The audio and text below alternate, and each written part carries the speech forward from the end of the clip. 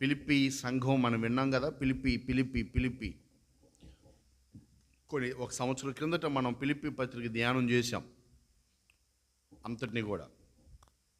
ఒక పిలిపి సంఘము ఏర్పాటు చేయబడటానికి ఎంతమంది ఉపయోగపడ్డారో తెలుసా? కేవలం ఒక వ్యక్తే, ఏ సింగిల్ ఉమెన్. ఎవరు? లూదియా. ఒక స్త్రీ, లూదియా అని పేరు కలిగినటువంటి స్త్రీ, ఆమె దివిటీలా వెలిగి ఆ యూరప్ ప్రాంతమంతటిని కూడా ప్రభావితం చేసి, సువార్త చేత ఆమె పట్టబడి, ఆమె ఒక మాదిరికరంగా సువార్త ద్వారా వెలిగింపబడినటువంటి ఒక వ్యక్తిగా మనము లూదియాని మనం సంఘ చరిత్రలో చూస్తున్నాం. ఇప్పుడు మనల్ని మనం ప్రశ్నించుకోవాల్సిన విషయం ఏంటంటే, వేర్ ఈజ్ యువర్ బ్రైట్నెస్? నీ వెలుగు, నా వెలుగు ఎక్కడ? లూదియా దివిటీ వలె ప్రకాశిస్తూ ఉన్నప్పుడు నీ వెలుగు, నా వెలుగు ఎక్కడా? మనం ఎక్కడ వెలుగుతున్నాం?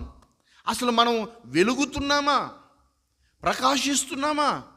వెలుగుకి మనకి సంబంధం ఏమిటి అని అడిగినప్పుడు బైబిల్ గ్రంథంలో దేవుడు మొట్టమొదట కలుగు చేసింది ఏమిటి? మొట్టమొదట పలికిన మాట కూడా వెలుగు కలుగునుగాక. Light is the first thing that God created. ఈ వెలుగు చాలా ప్రాముఖ్యం. తెస్సలోనిక పత్రిక 5వ అధ్యాయం మొదటి పత్రిక 5:5లో కూడా మనము పగటి వారమే కానీ రాత్రి వారము కాము అని అంటాడు.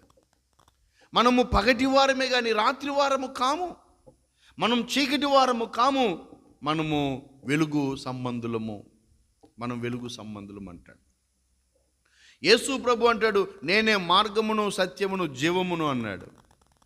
అలాగే యేసు ప్రభు అన్నాడు, నేను వెలుగై ఉన్నాను అన్నాడు. Christ is the light. ఈరోజు నీవు నేను వెలగాలి. ఆ వెలుగు స్వయం ప్రకాశం ఏమి కాదు, నా వెలుగు కాదు.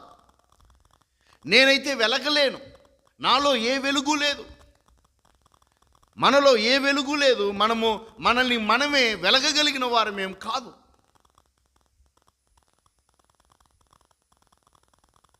మనము ప్రభువు వలన వెలిగింపబడాల్సినటువంటి వారం. దేవునికి స్తోత్రం.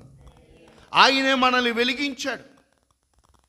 ఆయన వెలుగును మన చీకటి మయమైపోయినటువంటి మన జీవితాలలో, మనం పాపముల చేత, అపరాధముల చేత చచ్చిన వారమై